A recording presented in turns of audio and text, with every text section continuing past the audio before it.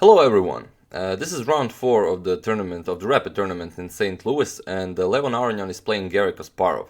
And Kasparov had 3 draws yesterday, and well, it's a very exciting game as both of them are pretty dynamic players.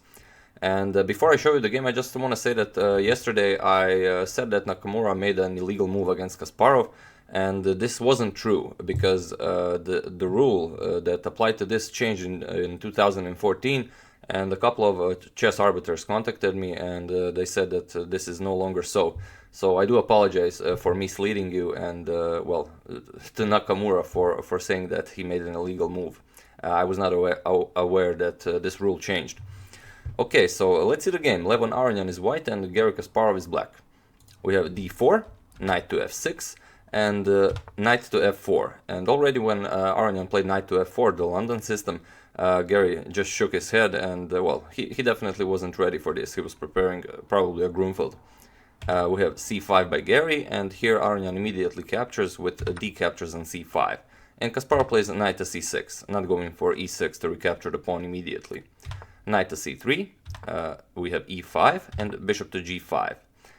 Bishop captures on c5, and Aronian plays e3, not allowing any bishop captures f2 ideas.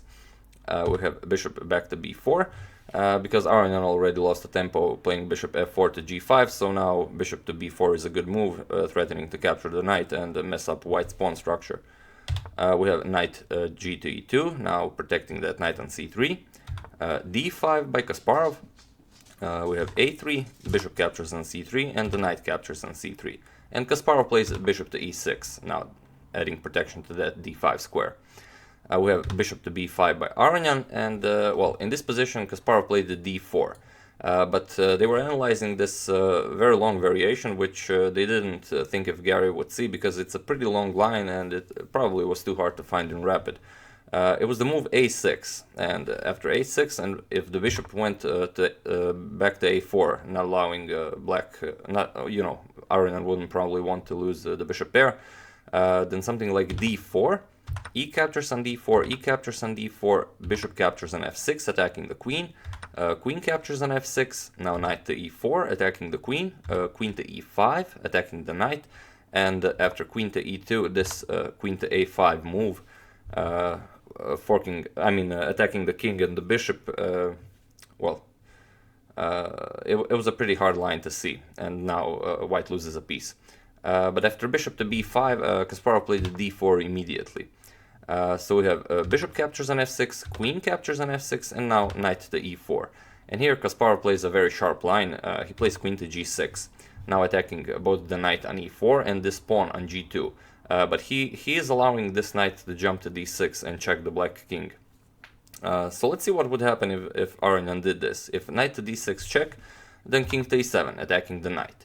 So knight captures on b7, queen captures on g2, attacking the rook to f1, and now simply rook 8 to b8, and well, white has to do something. His knight is attacked, and if the knight moves, the bishop falls.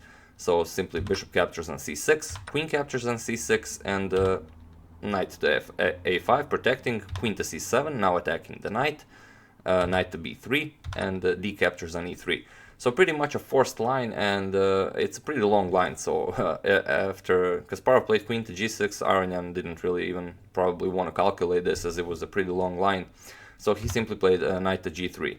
But it's questionable if the knight on g3 has some bright future.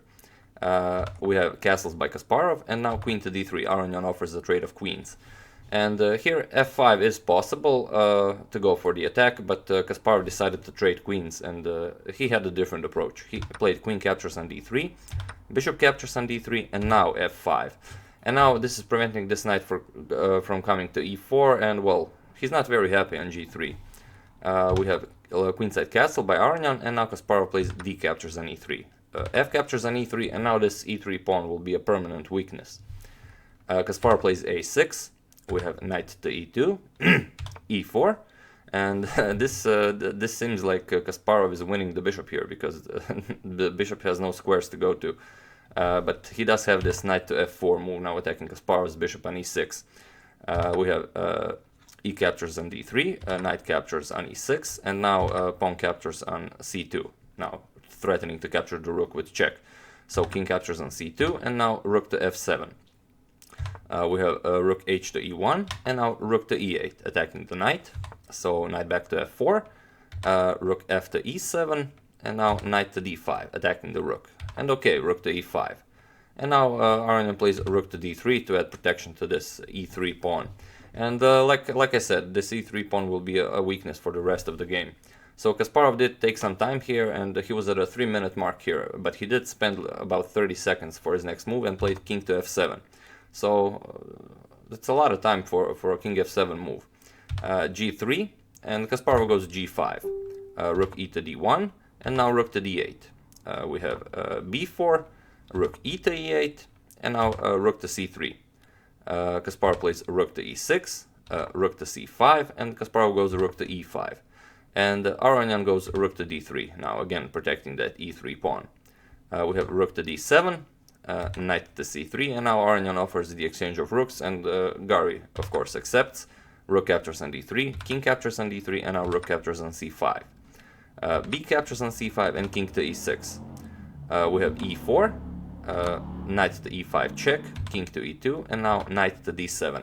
And now, well, Kasparov is winning a pawn here. We have e captures on f5, king captures on f5, and there is no way to defend this c5 pawn. White could play knight to a4, but then your knight is stuck on a4 forever. Aronian could have considered something like c6 perhaps, to give up a pawn, but at least break up Kasparov's pawns. But he played king to d3. Kasparov played knight captures on c5 with check, king to d4, now knight to d7, knight to e4, and here Kasparov, in this position Kasparov was around 10 seconds, and he played king to g4. And well, in this position he should have played something like h6 to protect this g5 pawn, and then he could simply continue the game, and well, probably could have won this. But he played king to g4 and gave Aronian this defensive resource of h3 with check. And he was, well, you could see he was very angry, even though he was smiling, and you know, he was shaking his head.